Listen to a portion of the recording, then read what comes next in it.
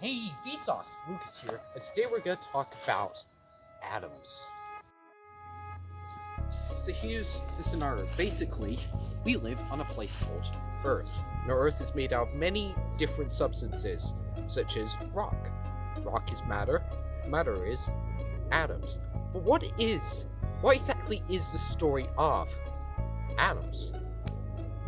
For this journey, we have to go back thousands of years to ancient Greece.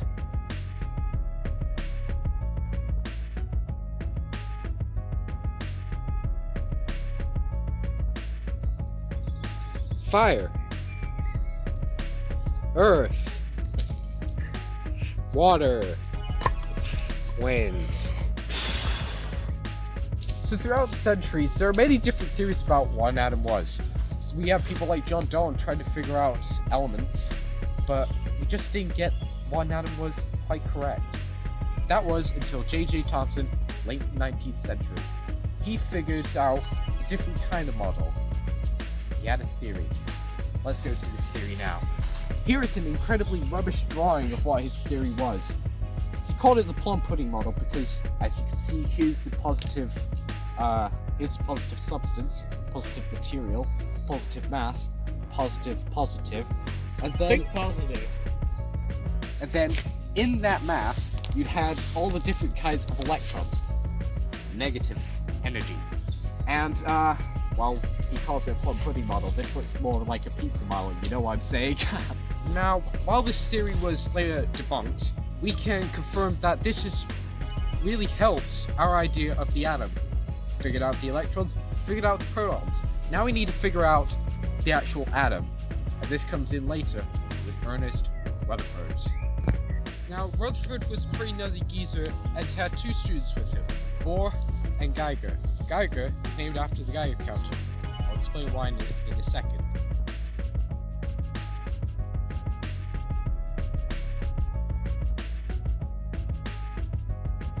But basically, Rutherford was investigating the atom.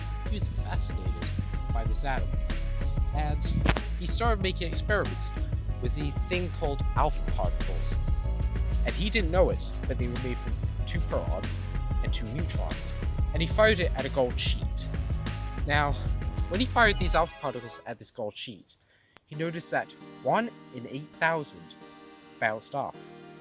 He got a little curious about this, and he didn't know what he was doing at the time, but he knew that had to lead on to something, so he ran this experiment over and over again. What he didn't know was that he was starting the discovery of radiation. Now, Henri Becquerel was a French physicist. He was curious about the atom, but he couldn't do it on his own. So he got help from Marie Curie. Now, she is a very well-known scientist because she helped in the discovery of radiation. She didn't know what she was doing at the time, but she was revolutionizing the way we look at the atom, because she and her husband, they were working on experiments for pitchblende. They didn't know what they were making at the time, but they made this substance called radium. Now, radium today is quite radioactive, and we know it's pretty dangerous, but they didn't know at the time, so they were exposed to all sorts of rays which eventually killed them. But they did all sorts of tests where her husband put it on his arm for long hours at a time, leaving a scar. How badass is that? Huh? You may be wondering, what does radioactivity have to do with the atom? I mean, it's just a bunch of harmful rays, isn't it? But it's so much more than just harmful rays. You see, when a radioactive substance decays, it means it's giving off something. It's giving off either alpha particles, beta particles, or gamma rays.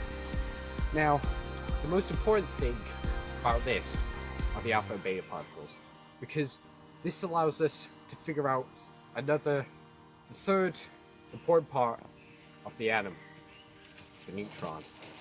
How does this help us figure out what a neutron is? Well, the premise of a neutron is that it's a neutral particle. But how is it neutral? That's because it's got a proton and an electron, plus 1, minus 1, together makes the neutron. And this is in the nucleus. This is what makes the atom the atom. It's the final part of the puzzle. It's the final piece that they were looking for. And this helps give off some of the radiation in radioactive decay. Now, with all this information gathered together, they have figured out the premise of the modern day atom. So, what have we learned about the atom? Well, we started off with thinking it was just water, fire, earth, and wind, and now we've got so many varieties of it. We have created computers, we've created modern life as we know it, all because of the discovery of the atom. It's quite a wonderful thing when you think about it.